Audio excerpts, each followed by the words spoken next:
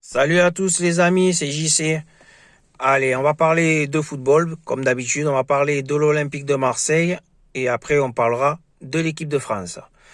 Alors, en premier, on va faire un cours sur le mercato parce qu'actuellement, bon, il n'y a pas grand-chose qui se passe, c'est toujours les mêmes joueurs que je vous ai cités la dernière fois, Gerson, Almeida, le petit prodige de Toulouse, Hamid Adli, etc. Ce que je vous ai dit la dernière fois. Deux joueurs vont s'ajouter à la liste, deux voire trois. Alors il y a le gardien de Nantes, Lafont, Alban Lafont, qui serait dans la liste de l'OM sûrement pour être la doublure de Steph Mandanda la saison prochaine.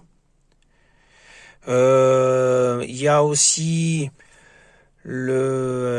ça c'est un ami qui me l'a dit, mais après bon, on verra, c'est à prendre avec des pincettes comme on dit.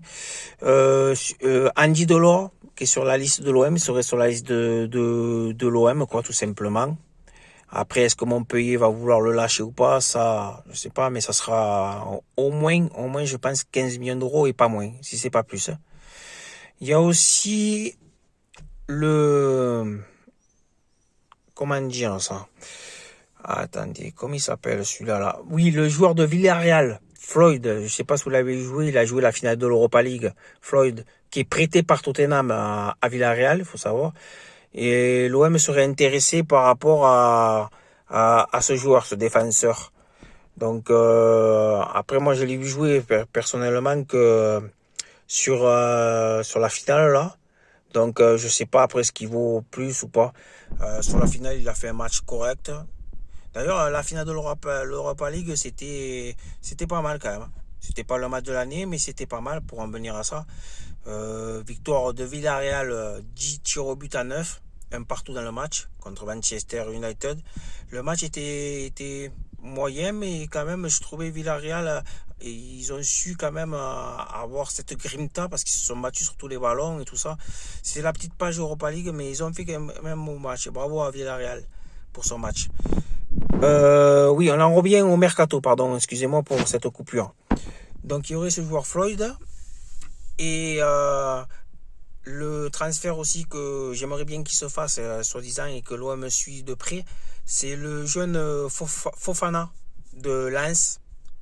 Un transfert qui nous coûterait 20 millions d'euros. Donc Lens en demande peut-être beaucoup, mais moi je serais prêt à mettre le prix sur ce garçon. Je trouve que c'est un très bon milieu défensif, puissant, et qui va vite, qui se projette vite vers l'avant. Donc moi je suis très intéressé. Voilà, c'est tout pour les nouvelles mercato. Pour le moment, comme je vous dis, ça bouge pas grand chose. Je pense que ça bougera plus quand le mercato verra le 9 juin, quoi. Donc on va pas s'attarder sur l'OM. Si, on va parler aussi quand même de la vente du club qui est toujours en cours. Certains n'y croient plus, d'autres y croient. C'est chacun y pense ce qui croit, quoi, ce qu'il veut, quoi. Moi j'y crois toujours. Jusqu'à un certain moment peut-être que je n'y croirais plus, mais pour moi j'y crois toujours. Hier il y avait un YouTuber connu qui s'appelle Hichem et celui que vous avez parlé, qui travaille à l'OM. Lui c'est sûr qu'il y aura une vente, quoi. Il est sûr. Lui il m'a dit que peut-être enfin il a dit, pardon, il a dit ça dans l'émission L'OM c'est nous. L'OM c'est nous, c'est une émission sur YouTube qui est en live, quoi. Et donc il a dit ça et que peut-être ça serait pas abouti au 31, mais en tout cas avant l'Euro ça serait fait. Donc je lui fais confiance pour le moment, puis on verra bien, quoi. On verra bien si ça se fait ou pas. J'espère que ça se fait, mais si ça se fait pas, ben tant pis, on restera toujours supporter de l'OM, ça c'est l'essentiel, quoi. Et on verra bien ce qui se passera. On va pas acheter parce que bon, après l'actualité de l'OM c'est surtout ça, quoi. Donc il n'y a pas beaucoup à raconter, quoi.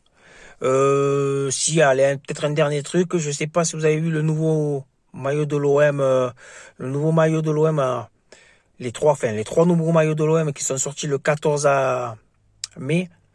Ils étaient sortis le 14 mai, quoi. Alors moi, je trouve que le blanc, il est bien, il est beau. Le blanc, il est simple. Il rappelle celui avec les bandes sur le côté, celui de 91. Celui quand il y avait Waddle, Moser, Kazuni, etc. Après, le maillot extérieur est bleu marine. Bleu marine, un bleu. Bon, il est passable. Par contre, le troisième maillot, alors là, n'en parlons pas. Le troisième maillot, il est dégueulasse, les gars. Il y a juste écrit Marseille sur le torse. Il n'y a même pas l'insigne de l'OM. On dirait, vous savez, ces maillots qu'on achète pour les gamins, là, quand il y a un euro, quoi, avec marqué France, quoi, dans les magasins, c'est la même chose, quoi. Franchement, je mettrais pas 90 € dans celui-là. Moi, je pense que je prendrais le blanc. De toute façon, le blanc est blanc et bleu ciel, c'est nos couleurs. Donc, voilà. C'était un point sur les nouveaux maillots, quoi. Alors maintenant, on va parler des Bleus. Les Bleus qui vont avoir 2 matchs amicaux en début juin, là, le mercredi 2 juin contre le Pays de Galles et le dimanche qui suit contre la Bulgarie. Voilà. Alors ça, c'est les matchs de préparation avant l'Euro. Donc, justement, on va parler de ces matchs de préparation parce que je me suis posé une question.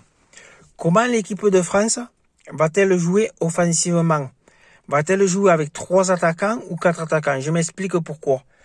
Alors, vous savez, le retour de Benzema en équipe de France, qui est positif pour l'équipe de France d'ailleurs. C'est super qu'il a sélectionné. Donc, comment va-t-on jouer? Est-ce qu'on va jouer avec Mbappé sur un côté et et Griezmann de l'autre côté et Benzema en pointe? Ou alors est-ce qu'on va jouer avec 4 attaquants, avec Coman et Mbappé sur les côtés, avec Benzema en pointe et Griezmann en soutien de Benzema? Ça, je me suis posé la question. Il y a 2 schémas sur Didier Deschamps. Je me demande quelle décision il va prendre. Surtout quand on va jouer les grosses nations à l'Euro. Surtout qu'on va jouer les grosses nations. Contre une petite nation encore, 4 attaquants, je pense c'est possible qu'il aligne 4 attaquants. Mais est-ce que Didier Deschamps alignera 4 attaquants contre, mettons, l'Allemagne, qu'on va jouer l'Allemagne, ou le Portugal à l'Euro? Est-ce que Didier Deschamps va rester dans ce système-là? Donc, c'est une question que je vous pose à vous.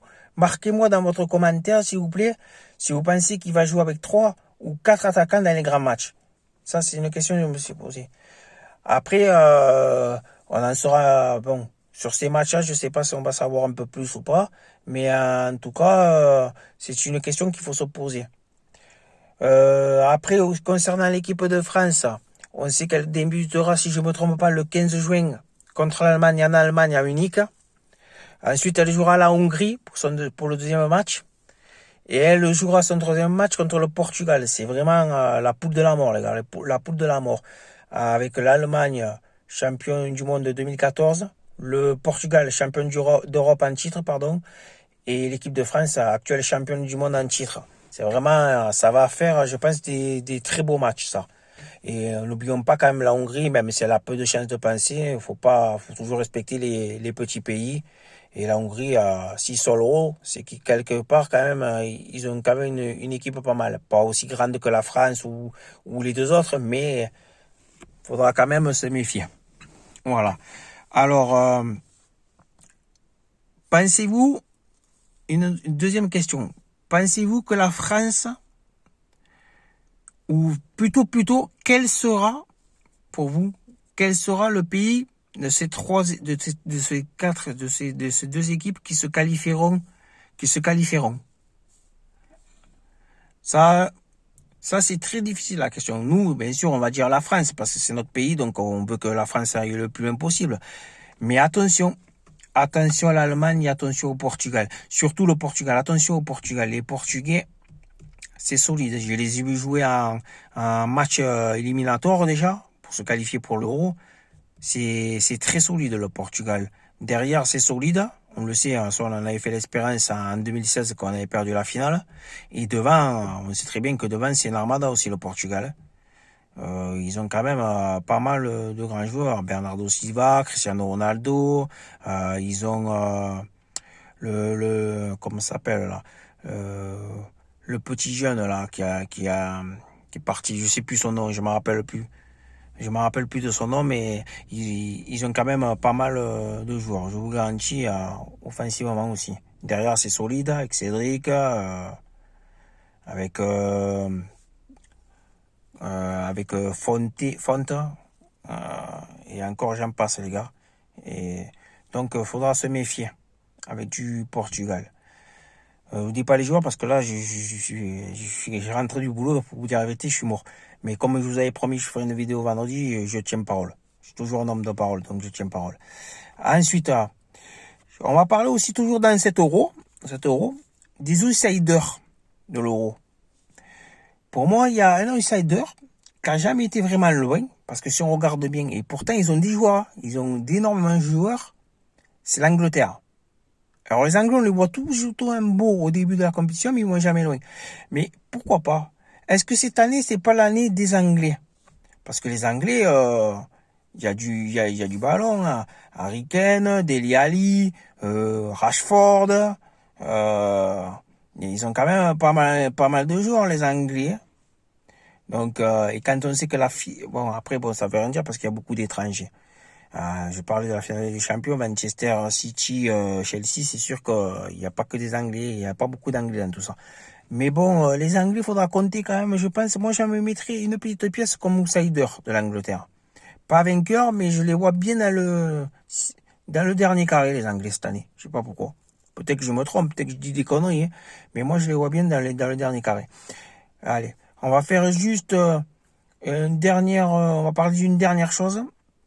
On va parler des équipes que pour moi sont en finition, que j'aime bien, parce qu'ils procuraient des beaux jeux, notamment à la Coupe du Monde 2018, c'est la Croatie.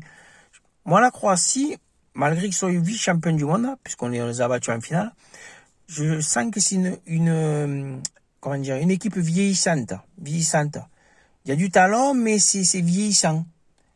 Alors après, je sais pas, peut-être que la Croatie fera un super haut, je leur souhaite. Hein.